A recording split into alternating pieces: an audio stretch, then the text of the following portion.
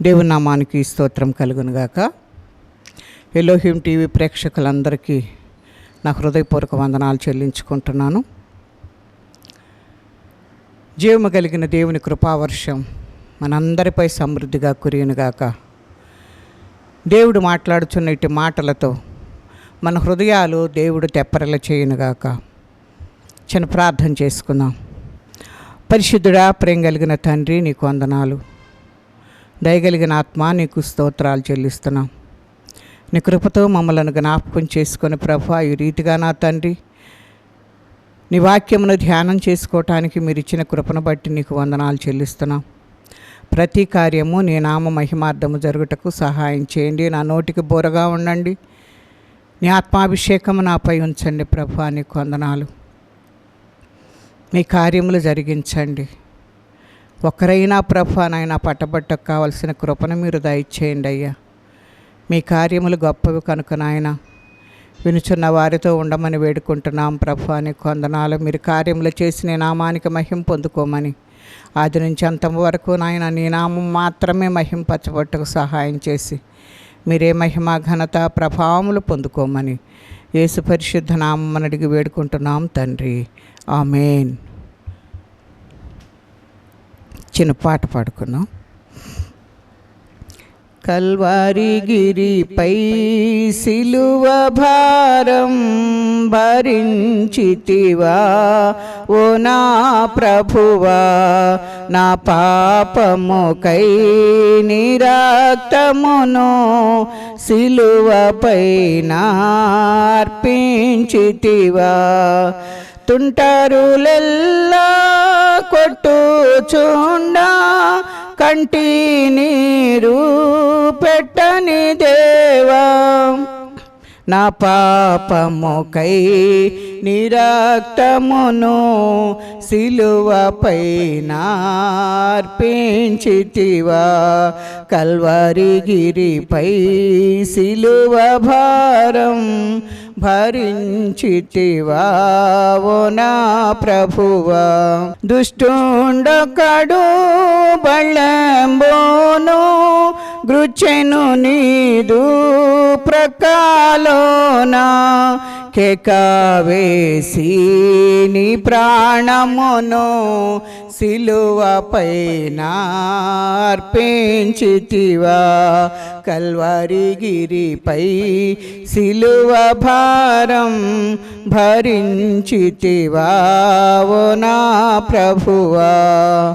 3 దినముల్ సమాధిలో మోదము తోడా నిద్రించితివా, నరక్షణకై సజీవముతో సమాధిని గెలిచిన తండ్రి.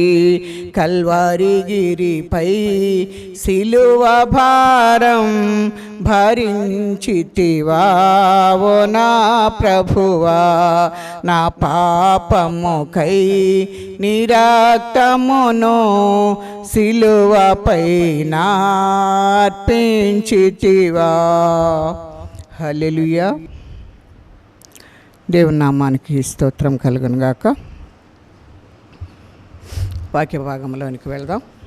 కొలస్సీ పత్రిక 2:13 నుండి మనం జ్ఞాపకం చేసుకుంటే, మరియు అపరాధముల వలనను శరీరమునందు సున్నతి పొందక ఉండుట వలనను మీరు మృతులై ఉండగా దేవుడు వ్రాతపూర్వకమైన ఆజ్ఞల వలన మన మీద రుణముగా మనకు విరోధముగా నుండిన పత్రమును మేకులతో సిలువకు కొట్టి, దాని మీద చేవ్రాతను మేకులతో సిలువకు కొట్టి దాని మీద చేవ్రాతను తుడిచివేసి మనకు అడ్డము లేకుండా దాన్ని ఎత్తివేసి మన అపరాధములన్నింటినీ క్షమించి ఆయనతో కూడా మిమ్ములను జీవింపచేసెను. ఆయన ప్రధానులను అధికారులను నిరాయుధులనుగా చేసి సిలువ చేత జయోత్సవముతో వారిని పట్టి తెచ్చి బహాటముగా వేడుక కనపరచెను. దేవుని నామానికి స్తోత్రం కలుగునుగాక. గుడ్ ఫ్రైడే తర్వాత సాటర్డే శనివారం వస్తుంది కనుక దీన్ని అందరు కూడాను నిశ్శబ్ద రాత్రి అంటారు. ఆ రోజు కొంతమంది అసలు శనివారం చర్చీలు కూడా ఉపవాస కూడికలు పెట్టరు.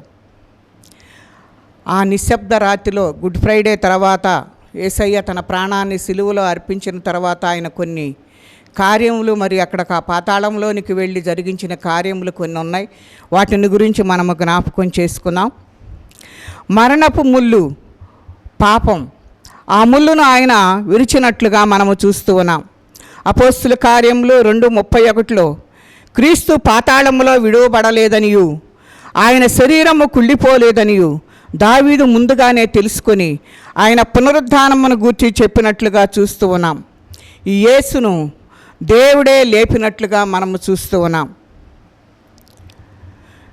ప్రభు అయిన యేసుక్రీస్తు వారి యొక్క శరీరము మనలాగా మరి మట్టితో చేయబడిన మనుషులు మట్టి అయిపోతారని మరి భూమిలో మనం పాతి పెడుతున్నాం. మరి అది పురుగులు పట్టి పాడైపోతుంది. కానీ ప్రభు అయిన యేసుక్రీస్తు వారి యొక్క శరీరము, ఎందుకంటే ఆయన దేవుడైన మానవుడు కనుక అతని శరీరమును కుళ్ళు పట్టనీలేదని, కుళ్ళిపోదనే సంగతి దావీదు ముందుగానే తెలుసుకొని అక్కడ ప్రవచనముగా ఆయన వ్రాచినట్లుగా మనము చూస్తూ ఉన్నాం. ఆ ప్రవచనము ద్వారా మనకు తెలియబడుతున్నది ఏంటి అనేది మనము జ్ఞాపకం చేసుకుంటే అపోస్తుల కార్యములు 2:24 మరణమును ఆయన బంధించి ఉంచుట అసాధ్యము కనుక దేవుడు మరణ వేదన తొలగించి ఆయనను లేపెను కనుక ఇక వేదన అనేదే ఉండదు అని దేవుడు మనకు సెలవిస్తూ ఉన్నాడు. ఆయన ఆ రీతిగా చేయటాన్ని బట్టి మరణించిన తరువాత చేసిన కార్యం ఏంటి అని అంటే మరణ వేదన తొలగించెను. ఇక వేదన అనేదే మనకు ఉండదు. ఏ వేదన లేనికుండా మనకు చేసిన దేవుడు ఆయన కనుక మనము ఆయనను ఘనపరచవలసిన బద్ధులమై ఉన్నాం.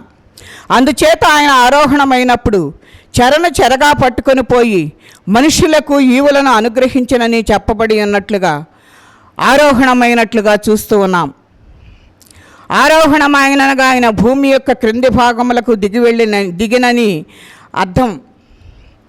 అంటే ఆయన పాతాళమునకు వెళ్ళాడు, అంటే అక్కడ నరకానికి వెళ్ళినట్లుగా మనము చూస్తూ ఉన్నాం.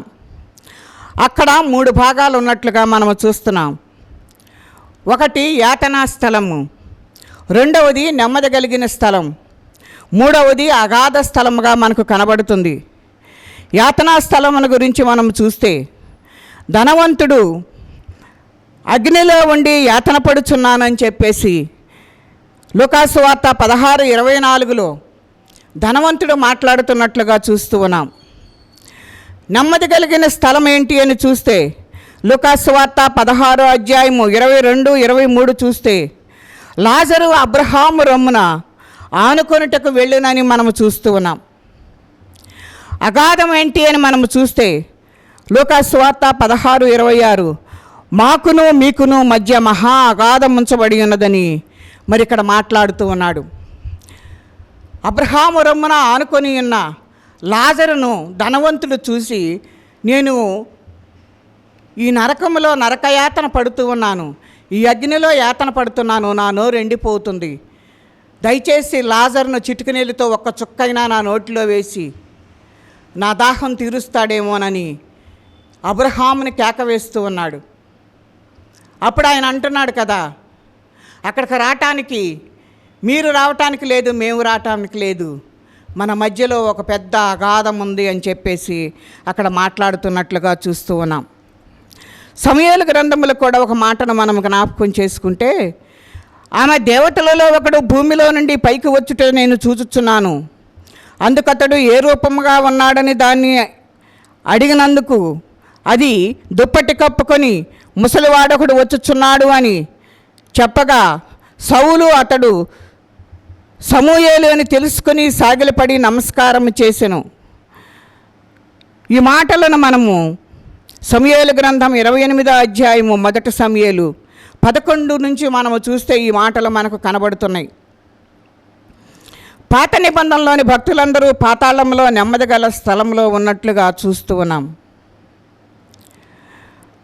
ప్రకటన గ్రంథం 21:14 అలాగే 1 కొరింథీ 3:11 పునాది గల బండ, ఈ బండ మీద అపోస్తలుల బోధ కట్టబడినట్లుగా మనము చూస్తూ ఉన్నాం.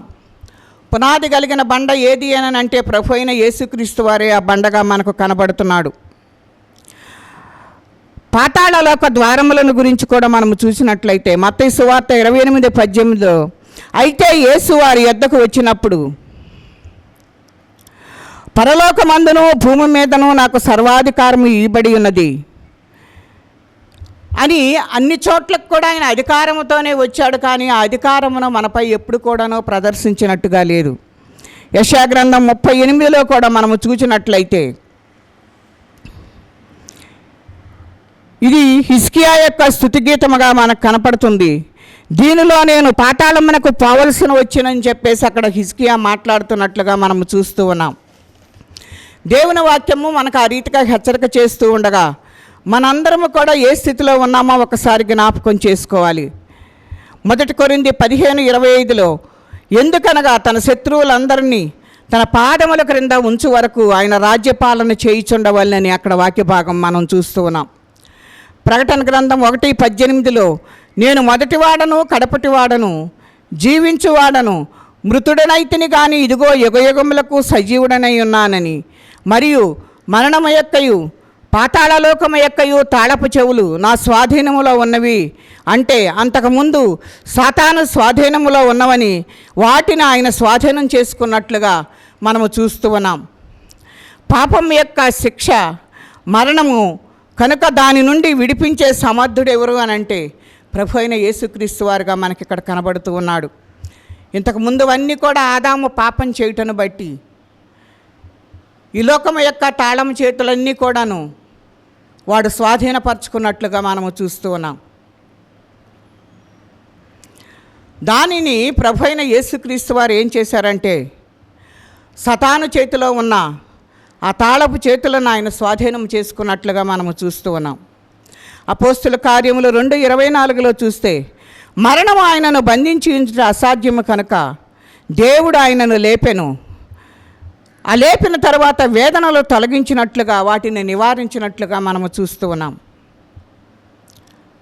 అపోస్తుల కార్యం 2:34లో మనము చూస్తే దావీదు పరలోకమునకు ఎక్కిపోలేదు, అయితే అతడిట్లనెను నేను నీ శత్రువులను నీ పాదపీఠముగా ఉంచు వరకు నీవు నా కుడిపార్శ్వమున కూర్చుండమని ప్రభువు నా ప్రభువుతో చెప్పెను.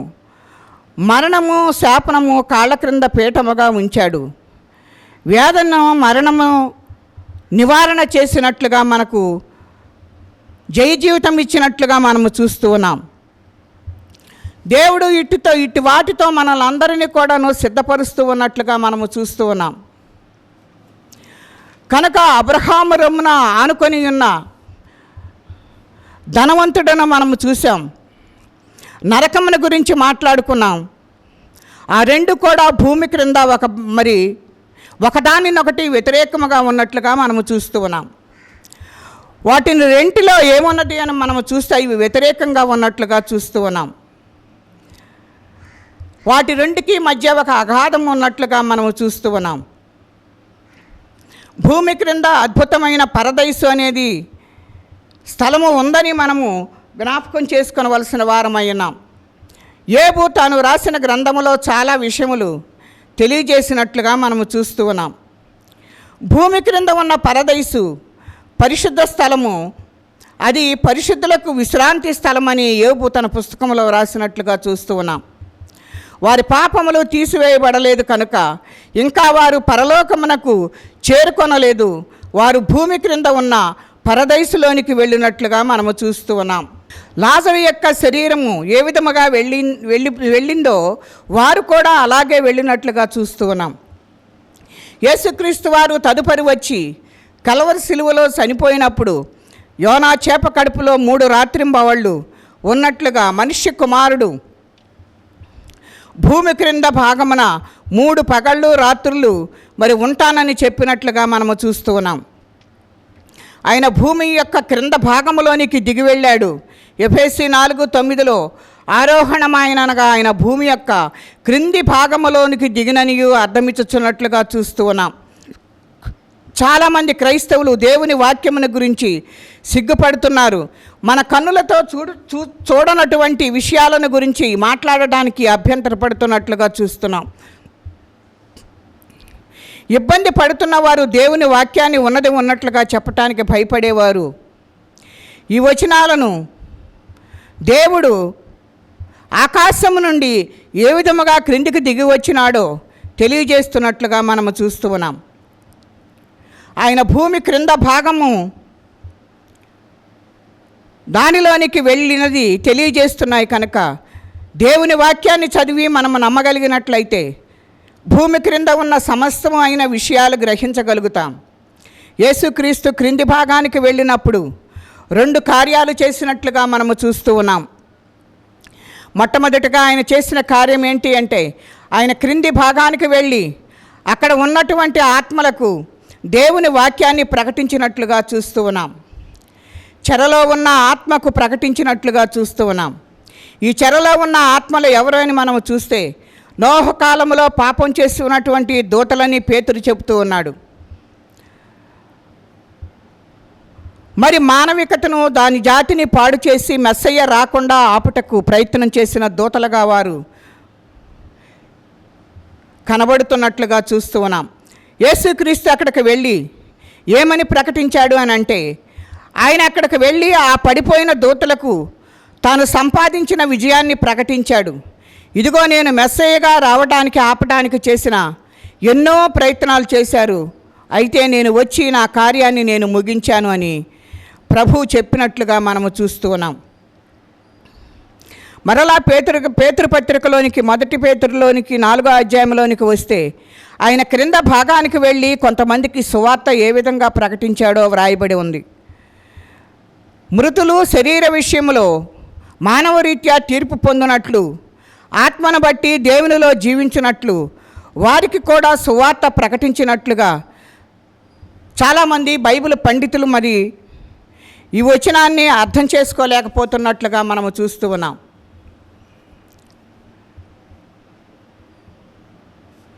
చాలా సాధారణమైనటువంటి క్రైస్తవులు విశ్వాసులు అర్థం చేసుకుంటున్నారు, కానీ మరి అనేక మంది సేవకులు దీన్ని గ్రహించలేకపోతున్నట్లుగా చూస్తూ ఉన్నాం. ఎందుకనంటే బైబిల్లోనిది ఉన్నట్లుగా బోధిస్తే ప్రజలు వారిని తృణీకరిస్తారేమోనని, అభ్యంతరపరుస్తారేమోనని దాన్ని విశ్వసించలేకపోతున్నట్లుగా చూస్తున్నాం. కాబట్టి వారికి తోచిన తర్జుమాలతో చెప్తున్నట్లుగా మనం చూస్తూ ఉన్నాం. మరి మృతులు అంటే ఈ భూమి మీద ఉన్నటువంటి మృతులైన వారు పరిశుద్ధులు అని చెబుతూ ఉంటారు.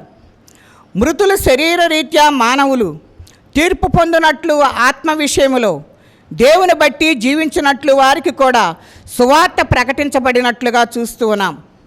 ఎందుకు వారికి సువార్త ప్రకటించబడింది అని అంటే, జీవించుచున్నవాడు ఎలాగైతే తీర్పు తీర్చబడుచున్నారో వారు కూడా తీర్పు తీర్చబడుచున్నారు. వారు కూడా నూతన జీవితము ఆత్మలో జీవించగలిగినట్లుగా వారికి కూడా సువార్త ప్రకటించబడింది. సులభమైన మాటలలో చెప్పాలి అంటే, పరదైసులో ఆయన పాత నిబంధ భక్తుల దగ్గరకు వెళ్ళి మెస్సయ్య రావాలని మీరు ఎదురు చూస్తున్నటువంటి ఆ పరిశుద్ధుల దగ్గరకు వెళ్ళి వారి పాపముల కొరకు కూడా మెస్సయ్య వస్తాడు, రక్తం కారుస్తాడని వారు కూడా ఎదురు చూస్తూ ఉన్నారు. కనుక ఆ పాత నిబంధన భక్తుల దగ్గరకు వెళ్ళి ఇది నేను వచ్చినటువంటి కార్యాన్ని చేసి ముగించాను అని వారికి ప్రకటిస్తూ ఉన్నాడు. మీరు నా కొరకు ఎంతో ఎదురు చూస్తున్నారు కదా, ఆ కార్యాన్ని నేను ముగించి మీ దగ్గరకు వచ్చానని వారికి సువార్త ప్రకటించినట్లుగా చూస్తూ ఉన్నాం.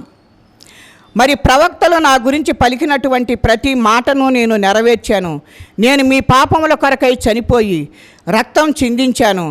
ఆ తర్వాత ఆయన ఏం చేశాడనేది మనము జ్ఞాపకం చేసుకుంటే, ఆయన చేయవలసిన కార్యం అంతా నేను చేశానని అక్కడ సాతానుకి మరి చెప్పినట్లుగా చూస్తూ ఉన్నాం.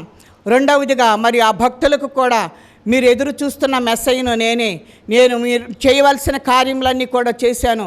ప్రవక్తలు చేసిన మరి ప్రవక్తలకు చేసిన ప్రతి ఒక్క ప్రవచనాన్ని కూడాను నేను నెరవేర్చి మీ కొరకు వచ్చాను, మీరు కూడాను వీరితో పాటు కలిసిపోతారని ఆయన వాక్యమును అక్కడ చెప్పి అక్కడికి వెళ్ళినట్లుగా మనము చూస్తూ ఉన్నాం. నేను చనిపోయాను, మీకు కూడా నేను రక్తం చిందించాను అని చెప్పి మరి ఆయన అక్కడ సువార్త ప్రకటించినట్లుగా మనము చూస్తూ ఉన్నాం. ఆ తర్వాత ఏం చేశాడనేది మనము చూస్తే, ఆయన మరణం యొక్కయు మరియు నరకము యొక్కయు పాతాళపు చెవులను తీసుకొని ఎఫెసీ పత్రిక 4:8లోనికి తిరిగి వెళ్తే మనము, అందుచేత ఆయన ఆరోహణమైనప్పుడు చెరగా పట్టుకొని పోయి మనుషులకు ఈవులను అనుగ్రహించనని చెప్పబడి ఉన్నది కనుక ఆయన ఆరోహణమైనప్పుడు చెరను చెరగా పట్టుకొని పోయాడు అంటే ఆయన మృతులైనటువంటి వారిని చెరగా తీసుకుని వెళ్ళిపోయాడు. ఆ స్థలము పాత నిబంధన పరిశుద్ధులు జీవించు స్థలముగా మనకు కనబడుతుంది.